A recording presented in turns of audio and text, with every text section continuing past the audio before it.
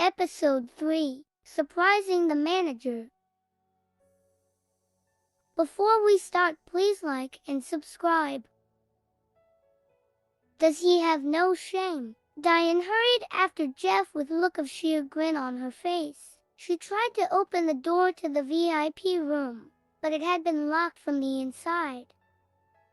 Below, inside the VIP room, Albert Miller, the bank manager, was leaning against the sofa, looking at his phone.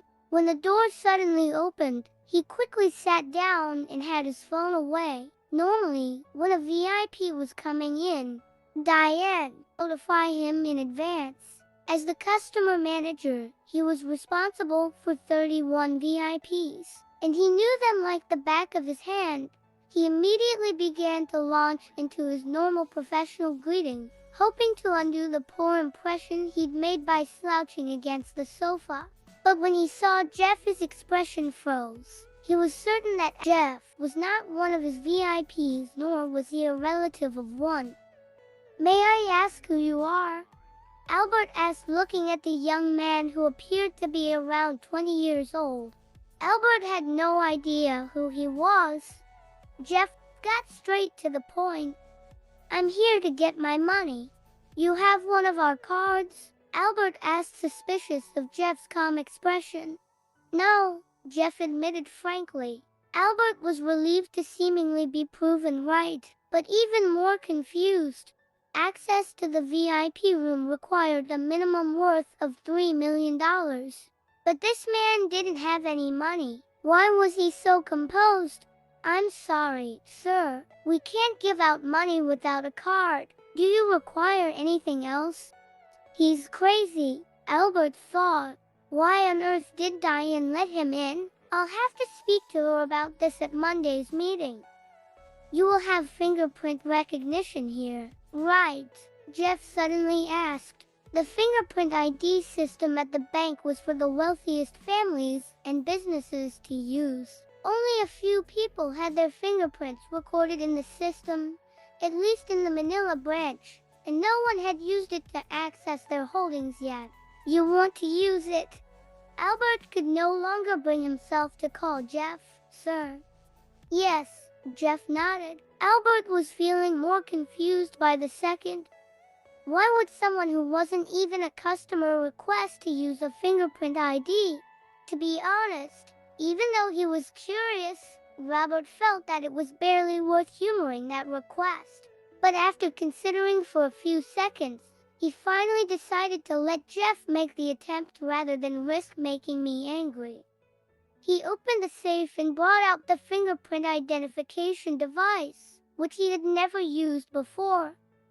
"Place your thumb here." Albert indicated the verification area to Jeff, who placed his thumb on the sensor. The device lit up with a glaring red light, and the LCD screen displayed the words "fingerprint not recorded." Immediately, Albert's expression turned hostile, and he glared at Jeff. He picked up his phone, ready to call the police. Wait, Jeff said quickly. "Maybe that was the wrong print. I'll try using my index finger this time." Albert smiled coldly.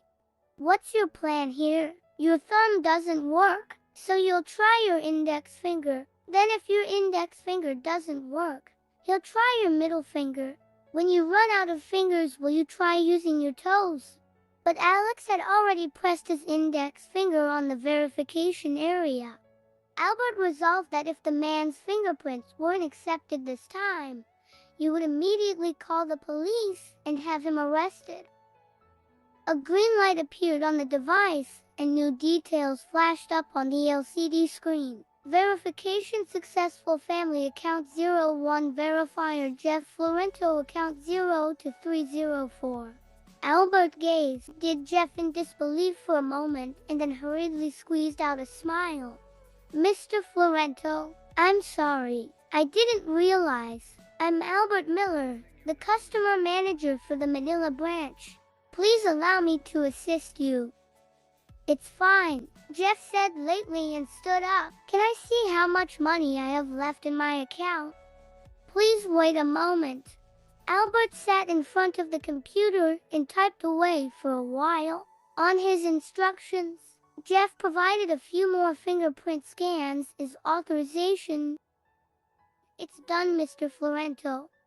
Albert clicked the OK button on the screen, and Jeff's account appeared. Albert pointed to the computer screen and said, "Mr. Florento, the balance of your account is currently at $6 million. Albert couldn't help but suck in a breath of cold air.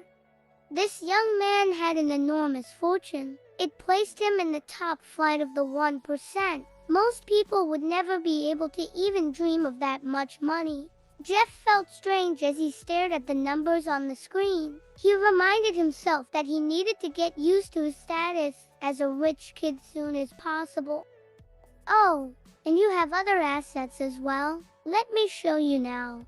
Albert clicked through to check several pages in a row. Finally, clicked the OK button again. The computer brought up a 4x4 grid of display screens. "This surveillance screen displays all the physical assets that you hold elsewhere," Albert explained. He clicked on the upper left corner of the screen and brought up the feed from the bank's branch at Banco de Oro, which revealed a sports car. In the lower right corner it said Ferrari, Bugatti, Hura. Albert opened up other screens for Jeff one after another. The Hawaii branch displayed to Dominica blue pearl bracelet and for stacks of gold bars. The feed from the French branch in Nietzsche revealed 3 original Picasso paintings into rodent statues, and the Cape Town branch had 1,510-carat diamonds, 10 pieces of ivory, and another couple of stacks of gold bars. Albert's eyes almost popped out as he looked at Jeff's assets. He had never seen anyone so rich, maybe not even a tenth as rich. "All right, I'd like a card," Jeff said before Albert could collect his thoughts. "Yes, I'll see to it right away. Please wait a moment." Albert immediately started to make the necessary arrangements. Within 10 minutes, a Supreme card was produced. Albert looked at the Supreme card and thought about Jeff's assets. This card wasn't good enough for Jeff's status, but it was the highest grade of card they were authorized to issue at the New York branch. Albert handed the card over. "Mr. Florento, your card." "Thank you." Jeff took the card, stood up, and went to walk out of the room. "Mr. Florento, please wait." Albert didn't dare to appear to be neglecting such an important customer. You should see him out personally. But the asset checking system on his computer had not been turned off yet, and the fingerprint verification machine, iris recognition apparatus, and other sensitive equipment had not been returned to the safe. The monitoring system in the VIP room was connected to the district manager's office. Diane was anxiously waiting in the hall. What's been going on in there for so long? She wondered, could that poor boy have murdered Mr. Miller in the VIP room? The more she considered it, the more scared she became. She was on the verge of banging on the door and demanding response when Jeff walked confidently out of the room. "Stop!"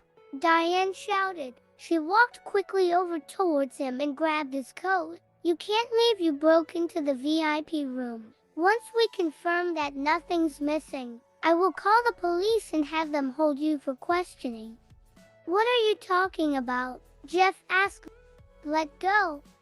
Diane grappled with him for a while, but she couldn't manage to search his pockets. What's wrong with this woman? Alex thought he wasn't even arguing with her, but she was manhandling it.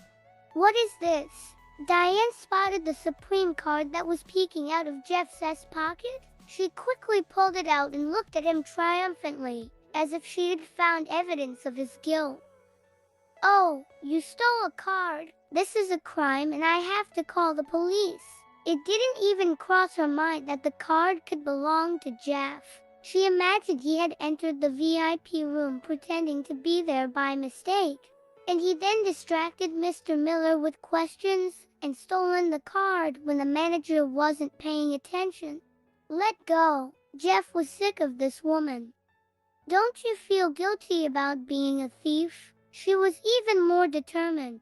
With the two of them creating such a scene, other customers started to walk over toward them intending to help Diane keep Jeff from getting away. Just then, Albert, who had finished tidying up, strode out of the VIP room. Having seen Jeff's assets, Albert now knew he was the most important customer in the Manila branch of the bank had ever had. You'd also notice that the system listed Jeff's was listed as just one of multiple accounts attached to the family group, labeled 01. If that single account was so lucrative, what about the rest of the family? It was rare to meet such important people, so Albert knew he had to be careful to curry favor with Jeff. If they got along well, it would be a tremendous success for Albert, and the potential benefits were huge. So when he saw Diane struggling with Jeff, he was enraged. Diane's expression was hostile, and Jeff was becoming very angry. Diane was an idiot who was playing a fire, and she might drag Albert himself down with her. Of all the bank's many customers, why did she need to pick this one to try and remove? A simple flick of Jeff's finger could be enough to end both their careers. Be continued. For more upcoming episodes, please like and subscribe.